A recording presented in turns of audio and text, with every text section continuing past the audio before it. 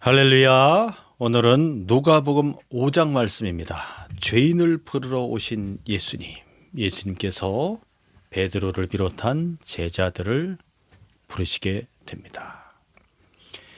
예수님의 이 모든 사역에 있어서 주님께서 어떤 방향으로 사역을 하시는지, 예수님의 그 천국 복음 사역에는 깊은 사랑이 들어 있습니다. 이 세상 사람들을 향한 그 사랑이 들어 있습니다. 특별히 병든 자들과 가난한 자들과 죄인들을 부르셔서 그들을 회개케 함으로 하나님의 나라를 그들이 얻을 수 있도록 그렇게 인도해 가시는 겁니다.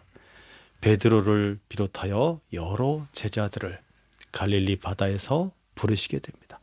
특별한 표적을 보여주셨습니다. 주님의 죄인들을 향한 그 마음이 어떤 것인지를 오늘 누가복음 5장 말씀을 통해서 함께 보도록 하겠습니다. 1절부터 한번 말씀을 읽어봅니다. 시작.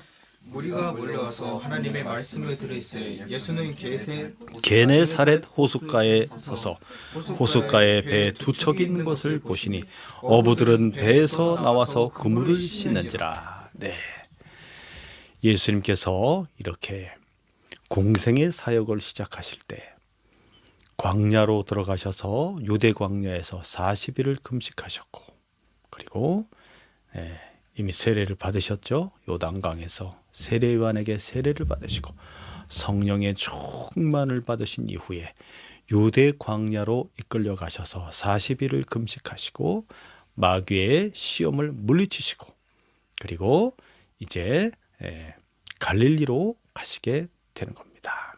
갈릴리에서 예수님이 가버나움에서 복음 전도 사역을 하시게 되죠. 나사렛 예수님의 고향으로 갔을 때 고향 사람들이 예수님을 배척하였습니다. 배척한 이유는 그가 목수의 아들이기 때문에, 그리고 어려서부터 예수님을 보았다는 거죠. 능력과 권능과 기적과 말씀에 놀라운 은혜가 있음에도 불구하고 그는 하나님의 아들이 될 수 없으며 메시아가 될 수 없고 그저 목수의 아들로 남아 있어야 하는 거죠. 그래서 예수님을 배척했습니다. 낭떠러지로 끌고 가서 떨어뜨려 죽이려고 할 정도로 그리스도 예수의 이렇게 하나님 아버지께서 보내신 메시아로서, 그리스도로서 세상을 구원하시기 위해 오셨는데 진리의 말씀을 이 나사렛 고향 사람들은 받아들이지 않는 것입니다. 서기관과 바리새인 율법사들, 교만한 자들은 그리스도의 말씀을 받아들이지 않는 것입니다. 도리어 그리스도 예수를 영접하고 받아들이는 사람은 이방인들과 죄인들과 세리들과 이렇게 가난하고 버려진 소외된 그러한 사람들인 거죠. 자, 오늘 이제 예수님이 갈릴리 사역의 초기 사역을 시작하신 그 장면이 여기에 나와 있습니다. 무리가 많이 몰려왔다고 했습니다. 나사렛에서 다시 가버나움으로 가신 예수님께서 많은 기적과 표적을 보여주시며 수많은 병든 사람들이 치료를 받았고, 많은 귀신에 들린 사람들이 귀신이 쫓겨나가는 그런 놀라운 역사가 나타났습니다. 왜 그렇습니까? 그리스도 예수가 바로 하나님의 아들이며, 그리고 그리스도가 이 세상을 구원하기 오신 바로 그 구원자이며, 또한 그리스도가 오심으로써 그리스도의 통치와 지배와 권능과 능력이 나타나게 됨으로써 악한 마귀가 떠나가게 되는 것입니다. 질병에서 고통당하는 사람들이 해방을 얻고, 죄에서 자유를 얻고, 기쁨을 얻고, 소망을 얻고 살아나게 되는 거죠. 생명의 주님이시기 때문입니다. 1절에 무리가 많이 몰려왔습니다. 게네사렛 호숫가, 갈릴리 바다를 가리키죠. 갈릴리 바다. 여기서 주님이 말씀을 전하게 되는 것입니다. 우리가 알기로 갈릴리 바다라고 알고 있죠. 갈릴리라는 것은 무슨 뜻이냐면 반지, 고리, 원이란 뜻입니다. 그래서 갈릴리의 모습이 이제 지도에 보시면 나와 있죠. 동그랗게 이렇게 고리 형태로 되어 있죠. 그런데 구약 시대에는 이 갈릴리 바다를 뭐라고 불렀느냐? 게네사렛이라고 불렀습니다. 구약에서는 정확하게 긴네렛이 이제 게네사렛으로 이렇게 발음이 바뀌게 되죠. 긴네렛이라는 말은 뭐냐면 수금, 비파라는 뜻입니다. 수금, 비파. 동그랗게 생겼잖아요. 비파. 여기 지금 이 갈릴리 바다의 모습에다가 이렇게 줄을 쭉 달면은 어때요? 비파하고 똑같죠. 비파 드릉 이렇게. 그래서 긴네렛, 게네사렛 이렇게 말을 붙이게 된 것이죠. 그래서 구약의 여호수아라든지 민수기라든지 보면은 긴네렛 호수라고 나와 있습니다. 바다라고 표현하지만 아주 진짜 바다같이 그렇게 커요. 이게 바다같이 마치 바다 같아 모습이. 그래서 큰 물을 이제 이 히브리 사람들은 바다라고 표현합니다. 바다. 그러나 그 물은 바닷물이 아니고 단물이죠. 단물입니다. 그리고 또 이 게네사렛 호수 갈릴리 바다를 디베랴 바다다 이렇게 또 표현합니다. 특히 요한복음에 가면은 요한복음에 두 군데 나와 있는데 21장 1절에 보면 디베랴 바다, 마지막에 이제 예수님의 제자들이 이 바닷가에 가서 고기 잡는 장면이 나오죠.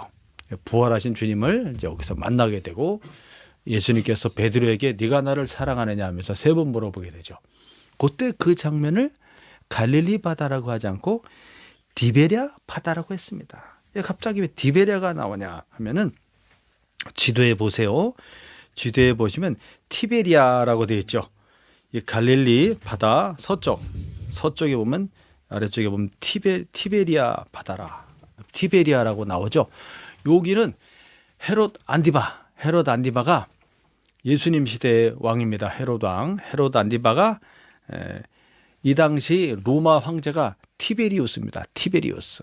성경에는 누가 보면 디베료라고 나왔죠. 디베료.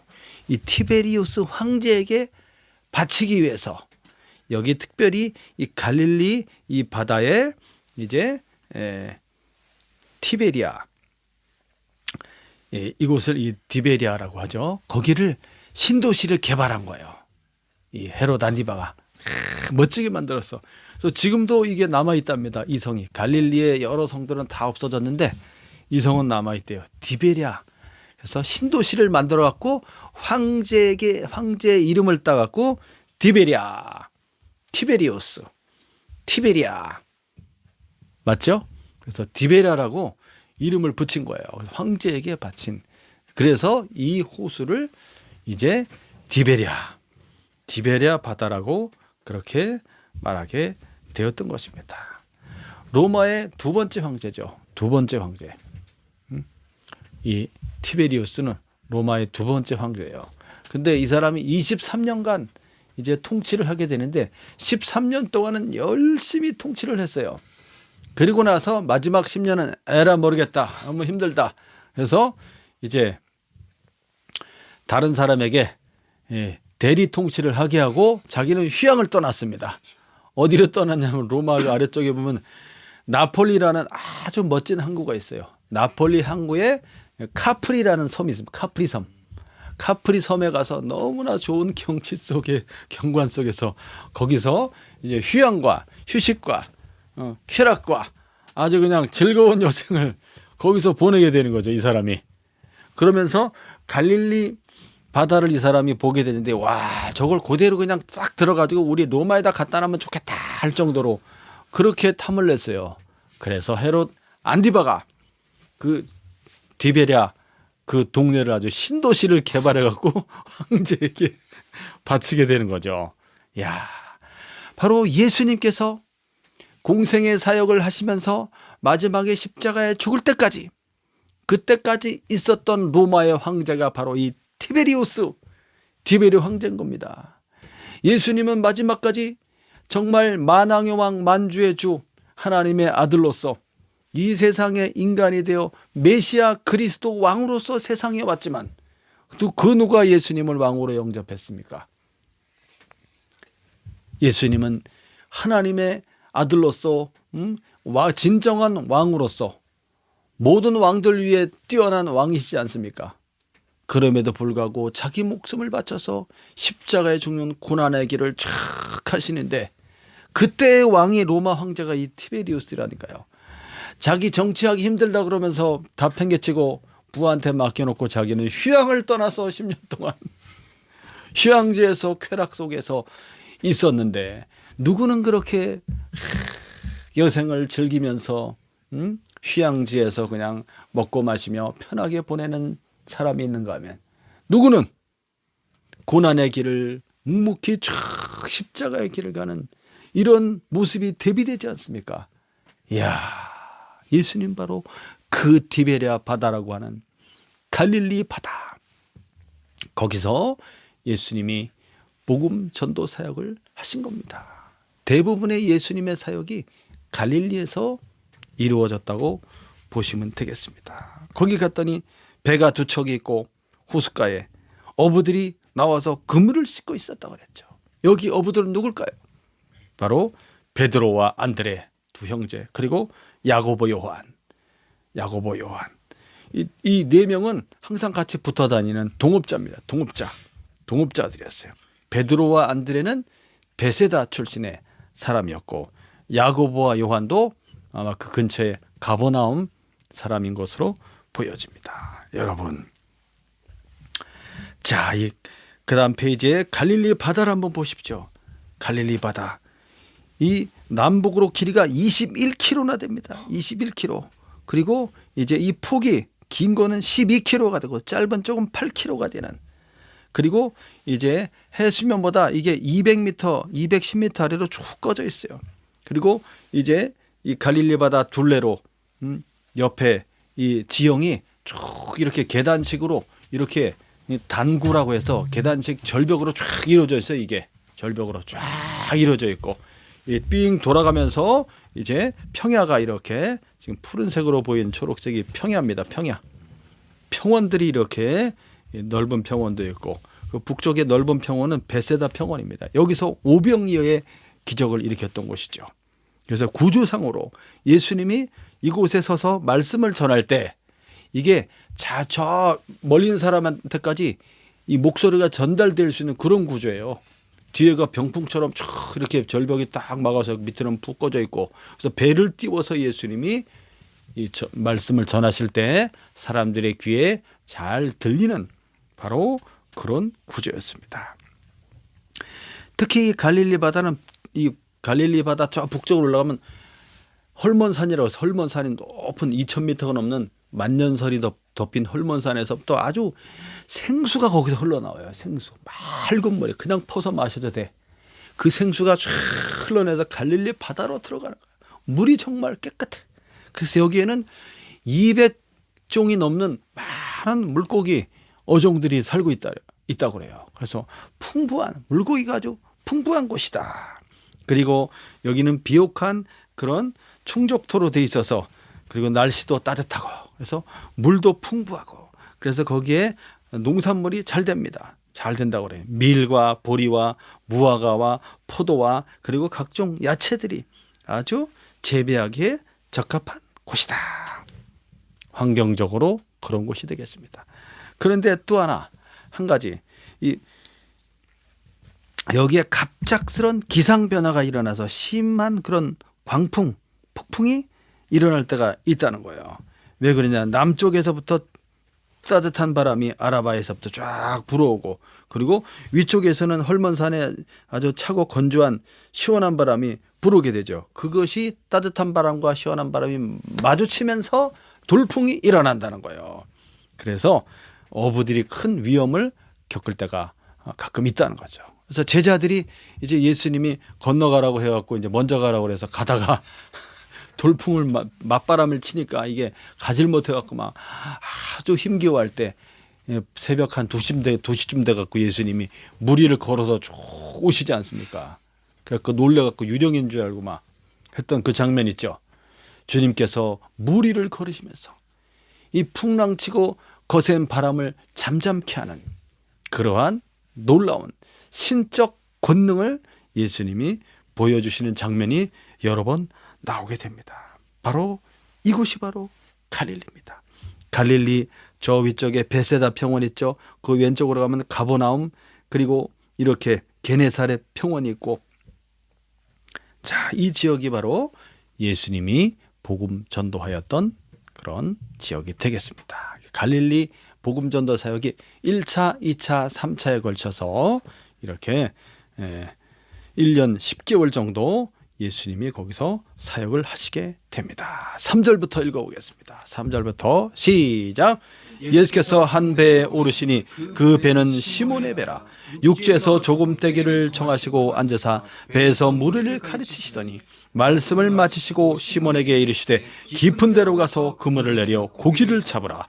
시몬이 대답하여 이르되 선생님, 우리들이 밤이 새도록 수고하였을 때 잡은 것이 없지만은 말씀에 의지하여 내가 그물을 내리리다 하고, 그렇게 하니 고기를 잡은 것이 심히 많아 그물이 찢어지는지라.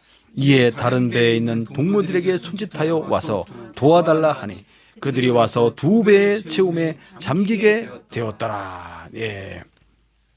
예수님이 그 배에 오르셨다고 그랬죠. 그 배는 마침 누구의 배다? 시몬의 배였다. 시몬의 배. 이름을 시몬이라고 나오죠. 시몬의 배. 베드로를 가리킵니다. 시몬의 배에 탁 타고서 육지에서 조금 이제 떨어져서 배에서 말씀을 가르치는 겁니다. 사람들은 그 해안가에, 그 평야에, 평원에 이제 쭉 사람들이 운집해서 앉아 있겠죠. 말씀을 쫙 전할 때 그 말씀이 그들의 귀에 잘 들렸다는 겁니다. 말씀을 다 마치시고 시몬에게 뭐라고 말합니까? 깊은 데로 가서 그물을 내려 고기를 잡아라, 이렇게 말하는 거죠. 깊은 데로 가서. 자, 여러분, 지금 시몬 베드로와 예수님과의 이 만남은 이미 그 전에 만났어요. 이미 그 전에 만났습니다. 예수님이 공생의 사역, 초기 사역, 처음 6개월 그때 만난 거예요. 그래서 요한복음 1장에 보면 이제 예수님을 먼저 만나는 장면이 나와 있습니다. 그래서 초면이 아니에요. 그래서 베드로와 그 형제 안드레, 야고보, 요한 이런 사람들은 다 누구의 제자였냐면 세례 요한의 제자였습니다. 그래서 예수님이 세례를 받고 이제 유대 예루살렘에서 먼저 활동을 하셨습니다. 그때 이제 세례 요한의 제자들이 예수님을 이제 따르게 되는 것이죠. 우리가 저 예수를 따라가도 되겠습니까? 라고 물어보니까 세례 요한이 뭐라고 말합니까? 가라고 합니다. 가라. 안 돼, 이놈들아. 너희들은 내 제자야. 어떻게 예수님이 나타났다고 그래서 그분을 따를 수가 있단 말인가? 이 배신자들. 그렇게 하지 않고 가도록 허락했어요. 왜냐? 그 예수님은 성령과 불로 세례를 주실 하나님의 아들 그리스도 메시아가 맞기 때문입니다. 세례요한은 그걸 알고 있죠. 그래서 그분은 흥하여야 하겠고 나는 쇠하여야 하리라. 자기 뜻을 아는 거예요, 세례요한이. 그때 예수님을 찾아가서 주님을 만난 그 사람이 누군지 아십니까? 안드레입니다. 안드레. 베드로의 동생 안드레가 먼저 주님을 만나고, 그리고 나서 자기 형인 베드로에게 소개를 하는 거죠. 내가 메시아를 만났다. 그분을 만나보세요. 그래서 주님과 만남이 성사가 되게 되는 거죠. 그때 주님께서 이 시몬을 보시고 뭐라고 말합니까? 이름을 바꿔줘. 거기서 바로 이름을. 너는 이제부터 뭐다? 게바라 하리라. 게바라는 말 뜻은 뭐냐면 아람어예요. 아람어로서 반석, 바위란 뜻이에요. 반석, 바위. 아람어. 원래 이 베드로의 원래 이름은 시므온입니다. 시므온. 하나님께서 들으셨다. 그런 뜻이죠. 그래서 유대 사회에 시몬이라는 이름 되게 많아요. 저기도 시몬, 저기도 시몬, 저기도 시몬. 시몬스 침대도 있잖아요. 시몬. 시몬 하나님께서 들으셨다는 이름인데 그거를 헬라식으로 바꾸면 시몬이 돼. 시몬. 줄여져. 시몬. 그래서 시몬인데 그 이름을 예수님이 게바. 아람어로. 게바. 이게 북쪽의 언어가 아람어입니다. 아람어를 많이 사용했어요. 아람어로 하면 게바. 바위. 반석이란 뜻이지. 그 게바를 갖다가 헬라식으로 바꾸면 그게 베드로가 되는 거예요. 같은 이름이야. 반석. 헬라식으로 바꾸면. 그 헬라식으로 바꾼 베드로는 어디서 봤느냐? 라틴어의 페트라에서 온 거야. 페트라. 페트라. 아시겠죠? 그래서 베드로. 영어로 하면 피터. 피터가 되겠습니다. 이렇게 베드로, 게바. 그래서 시몬의 배에 예수님이 타셨고 시몬에게 깊은 데로 가서 그물을 내려서 고기를 잡아라라고 말한 거예요. 근데 지금 시몬은 어때요? 자기 동생 안드레와 동업자인 야고보 요한과 밤새도록 지금 물고기를 잡으려고 했지만 잡았어 못 잡았어요? 이상하게 한 마리도 못 잡았어. 거기는 200종이 넘는 많은 어종이 살고 있어요. 그래서 웬만하면 잡아. 그날은 이상하게 한 마리도 못 잡아서 밤새도록 했는데 보통 이제 밤에 또 물때를 맞춰서 나가게 됩니다. 이게 밤에 나가게 되면 또 밤에 많이 잡을 수가 있죠. 근데 한 마리도 못 잡은 거야. 한 마리도 못 잡았어. 근데 지금은 아침이야. 아침인데 예수님이 가서 물고기를 잡으라 그러니까 이게 맞아요, 안 맞아요? 이 수십 년간 물고기를 잡았던 베드로의 입장에서 보면은 초짜인 예수님이 지금 물고기도 안 잡아보신 분이 지금 예수님 원래 목수였잖아요. 안 잡아보신 분이 지금 가라고 하는데 뭔가 불합리하고 안 맞습니다. 물때도 안 맞고 그리고 깊은 데로 가서 내리라고 그랬지. 무조건 깊은 데 내리는 것이 아니라 뭡니까? 이 물때를 맞춰서 적당한 수심에 가서 내려야 돼. 근데 깊은 데를 가서 그냥 내려라. 그리고 밤새도록 해서 지금 피곤해 안 피곤해요? 피곤한 상태에 있어요. 지쳤어. 그리고 그물도 다 씻어놨어. 근데 지금 가라 그러는 거지. 가서 터탕 치면 다시 씻어야 돼. 그럼에도 불구하고 이 베드로는 주님의 말씀에 의지하여 가겠습니다 하고 순종한 거예요. 주님의 말씀에 의지하여 내가 그물을 내리리이다 하면서 5절에 시몬이 대답하여 이르되 선생님이라고 말하죠. 선생님. 나중에 이제 이 기적이 일어난다 다음에는 선생님의 칭호가 바뀌어요. 주님으로 바뀝니다. 처음에는 선생님이에요. 선생님, 라비어, 우리가 밤새도록 수고하여서 잡은 것이 없지만은 말씀에 의지해서 그물을 내리겠습니다 하고서 이제 배를 타고 가서 그물을 쭉 내리는 거지. 이렇게 쭉 이렇게 그물을 배를 타고 이렇게 돌면서 쫙 그물을 펼쳐놓고 딱 있었는데 그렇게 하고 나자마자 보니까 어마어마하게 잡힌 거예요. 그 순간 그물 내려놓고 몇 시간 기다리고 그런 게 아니라 그물을 내리자마자 그냥 벌써 그냥 딱 잡히는 게 느껴지는 거지. 이렇게 내리는데 뭔가 이렇게 좀 느낌이 오는 거예요. 이게 고기 잡는 사람이. 그래서 뭐야 순식간에 그냥 많은 물고기가 쫙 그 도달한 지점에 이미 물고기가 때로 모여 있었어. 주님께서 잡게 해주기 위해서 야 물고기를 때로 모아놨지. 그물을 내리는 순간 그냥 싹 잡힌 거예요. 싹 잡혔어. 야 그래서 끌어올릴 수가 없는 거예요. 그래서 동무들을 손짓해서 여기 동무들은 누구예요? 바로 야고보 요한, 동업자 야고보 요한. 동생 안드레는 같이 탔겠지. 탔고서 불러가 빨리 와라고 막 그러니까 뭐야 뭐 잡았나 하고서 막 배를 타고 이제 가갖고 가서 막 땡기는데 막 그물이 찢어지려고 그래. 너무너무 많이 잡힌 거예요. 너무너무 많이 잡혔어. 그래서 두 배에 그냥 가득 실은 나고 아주 그냥 여러분 고기 잡아보셔서 알죠? 뭐래도 잡아보셔서 많이 잡을 때 기분 좋아요. 하나도 안 잡히면 기분 좋아요. 하나도 안 잡히면 기분 나쁘고 힘 빠져요. 근데 많이 잡히면 힘이 들어도 또 힘이 나.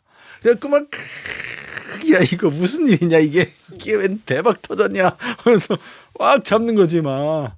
그래 두 배에 가득 채워서 그냥 그렇게 하고 이제 돌아오게 된 것입니다. 야 너무너무나 그 순종에 의한 그 풍성한 은혜가 왜 이런 기적을 일으켜 주셨는지 그 다음 구절을 읽어보면 나옵니다. 여기 이제 보세요. 이렇게 예, 보시면 그림에 이렇게 구조가 마치 바다 같죠. 바다 같고 뒤에 막 절벽처럼 쫙 이렇게 병풍처럼 둘러져 있어요. 이걸 단구라고 합니다. 이렇게 쫙 둘러져 있고 밑에 그림도 보세요.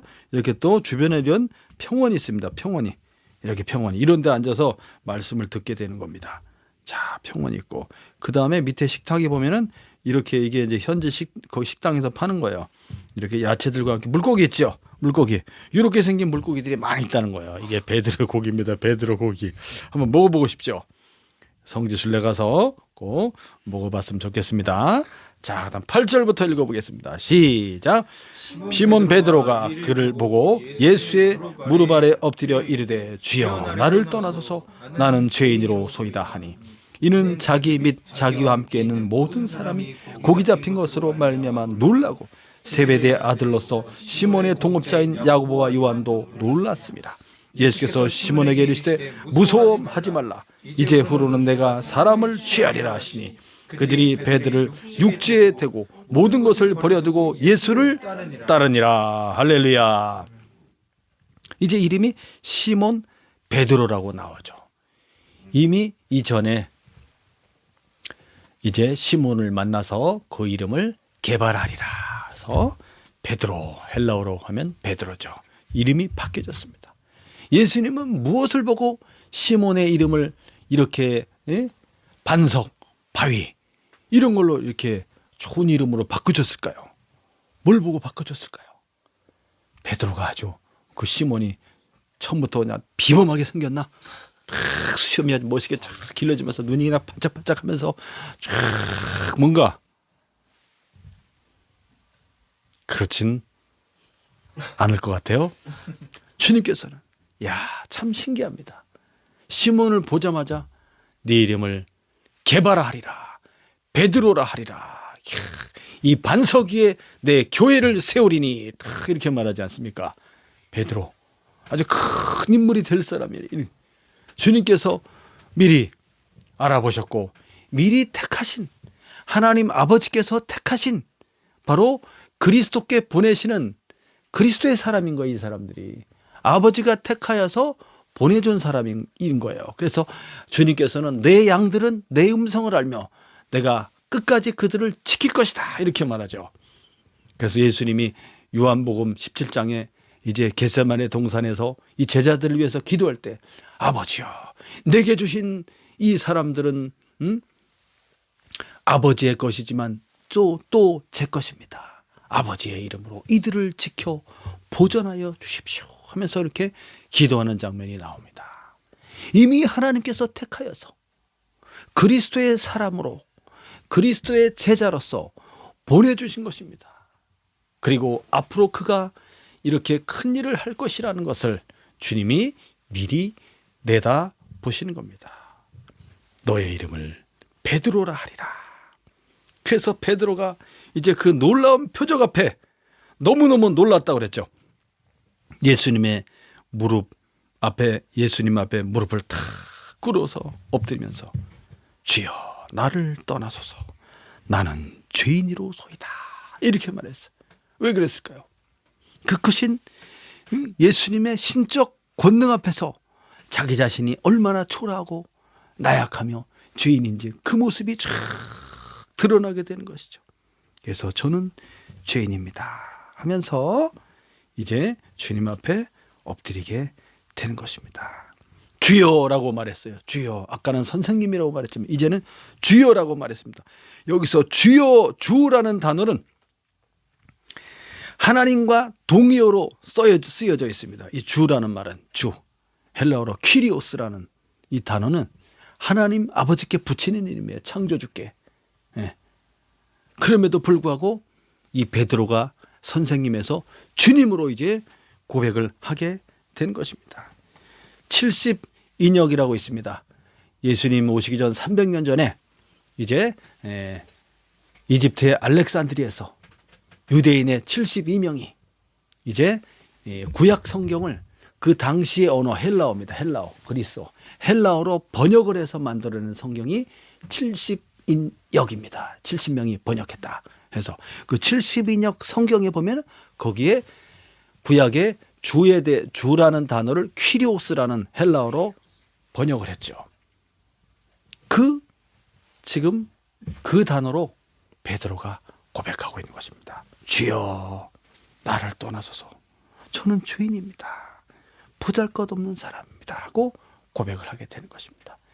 이미 베드로와 그의 형제들은 주님을 이렇게 계속 따라다니지는 않았지만 이렇게 따라다녔어요. 따라다니기는. 근데 여기서부터 이제 예수님의 제자로서 모든 것을 버리고 주님과 함께 그 인생을 바치게 되는 거죠. 인생을. 자, 9절에 보니까 함께 있었던 사람들도 다 놀랐다고 그랬어요. 그 해변가에 베드로와 안드레 말고도 또 사람들이 있었을 거 아니에요, 거기에. 그리고 아까 뭐라 그랬어요? 많은 사람들이 예수님 말씀 들었잖아요. 그 사람들도 같이 본 거예요. 그 지금 일어난 일을. 엄청난 고기를 순식간에 잡아서 오는 것을 보면서 사람들이 다 놀랐다는 거죠. 그리고 동업자인 야고보와 요한도 깜짝 놀랐다. 그러면서 주님이 시몬에게 뭐라고 말합니까? 무서워하지 말라. 무서워하지 말라. 놀라지 말라. 두려워하지 말라. 내가 너와 함께함이니라. 놀라지 말라. 얘기하면서 그러면서 이 표적을 보여주신 목적은 뭡니까? 이유는 뭡니까? 이제후로는 네가 사람을 취하리라. 마태복음에 보면은 사람을 낚는 어부가 되리라. 이야. 물고기를 낚았는데 이제는 뭐를 낚는 거야? 사람을 데려오는 거야. 누구에게로 데려와? 누구한테로? 하나님 아버지께로 데려와서 그들이 예수를 믿음으로 구원을 받게 하는 그런 생명의 복음 전도자가 된다는 거예요. 이 베드로가. 그래서 시시하게 몇 사람 구원하는 것이 아니라 지금 표적 보여줬죠. 엄청나게 많은 물고기를 잡는 것처럼 많은 사람들을 주님께로 인도한다는 뜻입니다. 그래서 베드로와 요한이 이렇게 성전 미문에 앉은 한 번도 걸어보지 못한 그 안전뱅이를 일으켜 세움으로써 수많은 사람 수천 명씩 3,000명, 5,000명씩 예수님을 믿고 회개하는 놀라운 역사가 일어나게 되는 것이죠. 바로 그러한 일을 일으키는 그리스도의 제자로서의 삶을 이제부터 네가 살아가게 될 것이다. 할렐루야. 이 놀라운 표적을 보여줬을 때 베드로는 어떻게 했습니까? 순종했어요. 11절 말씀 다시 읽어보겠습니다. 시작. 그들이 베드로를 육지에 대고 모든 것을 버려두고 예수를 따르니라. 베드로와 안드레, 야고보, 요한 이 네 사람이 열두 사도에 이제 들어가는 초기에 부르심 받은 사람들로서 이제 본격적으로 전적으로 모든 생업을 내려놓고 주님을 따라가기 시작하는 겁니다. 복음 전도의 전도자로서 그 사명을 이제 감당하며 나가게 되는 것입니다. 주님께서 부르시는 그 기회를 어떻게 했습니까? 그 기회를 잡았다는 거예요. 주님이 내미는 손을 어떻게 했습니까? 잡았다는 거예요. 나와 함께 가자라고 했을 때 어떻게 했습니까? 가겠습니다. 주님 갑시다 하면서 이렇게 순종하며 따라가는 모습이 너무나 멋지고 아름답습니다. 이렇게 해서 이제 복음전도 사역이 쫙 열리게 된 것입니다. 사람을 취하리라. 이 취하리라라는 단어는 위험에서 생명을 건져낸다는 뜻입니다. 위험에서 생명을 건져낸다. 그래서 베드로는 유대인뿐만 아니라 이방인에게까지 복음을 전파했습니다. 베드로가 이방인에게까지. 그래서 유대와 예루살렘과 유대와 그리고 사마리아와 그 다음에 어디까지? 땅끝까지 이르러 복음 전도자가 되는 것입니다. 그래서 이방인이었던 가이사랴의 그 백부장 고넬료를 이제 복음을 전해서 그가 이제 이 복음을 받아들고 예수 그리스도를 온전히 영접하고 성령을 받았지. 그 이방인들에게 그 놀라운 역사를 이제 그 시작을 탁 물꼬를 튼 사람이 바로 베드로가 되겠습니다. 그리고 베드로는 이제 두로와 시돈 지역에서도 복음을 전했고, 그 다음에 갈라디아 지역에도 복음을 전했고, 소아시아 지역에도 복음을 전했고, 그 다음에 어디까지 갑니까? 로마까지 가서 베드로가 복음을 전했다고 돼 있습니다. 온 세상으로 나아가, 더 넓은 세계로 나아가 그리스도 예수의 복음을 전하고, 하나님 아버지께서 보내신 구원자는 유일하신 단 한 분뿐인데 그분이 바로 하나님 아버지의 독생자 예수 그리스도입니다. 예수님이 바로 주님이시고, 그분이 바로 그리스도시고, 그분이 바로 구원자라는 것을, 그분이 바로 우리를 위해서 대속하시고 십자가에 피 흘려 죽으시고 3일 만에 다시 살아 부활의 첫 열매가 되시고, 그분이 우리의 주님이라는 것을 베드로가 온 세상에 전파하게 된 것입니다. 할렐루야. 이렇게 함으로써 베드로는 주님의 사역자로서, 사도로서 탁 쓰게 되는 겁니다. 이야, 너무나 놀랍지 않습니까? 베드로를 처음 부르시는 장면을 통해서, 베드로가 그래서 예수님의 수제자라고 하는 거예요. 수제자. 그렇게 베드로의 인생은 앞으로 어떻게 펼쳐지겠습니까? 주님과 함께 주의 영광을 위해서, 천국의 복음을 위해서 고난도 그가 피하지 않고, 그리고 주님께 많은 영광을 돌려드리게 되는 것입니다. 사랑하는 여러분, 오늘 말씀을 통해서 무엇을 깨닫습니까? 여러분들도 주님께서 부르신다면 그리스도의 제자로서 모든 것을 드리고 헌신하며 주님 앞으로 나아가야 됩니다. 예수님의 무릎 앞에 무릎을 꿇으면서 주여 저는 죄인입니다 하면서 주님과 온전한 교제와 소통을 하고, 그리스도 예수 안에서 하나님 아버지와 화목하면서 거룩한 하나님의 사람으로서 세움을 받고 주와 복음을 위해서 모든 것을 헌신하여 이제 쓰임을 받게 되는 것입니다. 그 쓰임 받을 수 있는 기회가 올 때 그것을 모른 척하고 아예 난 아니겠지 하면서, 다른 분이겠지 하면서 고개를 돌리지 말고 주님이 부르신다면 내가 기꺼이 따라가겠습니다. 여러분의 직장도, 여러분의 생업도 누굴 위해서? 주님을 위해서 사용하시면 되겠습니다. 그렇다면 하늘의 영광을 얻게 될 것입니다. 할렐루야. 아멘. 다음 시간에 이어서 또 말씀을 보도록 하겠습니다. 기도하겠습니다.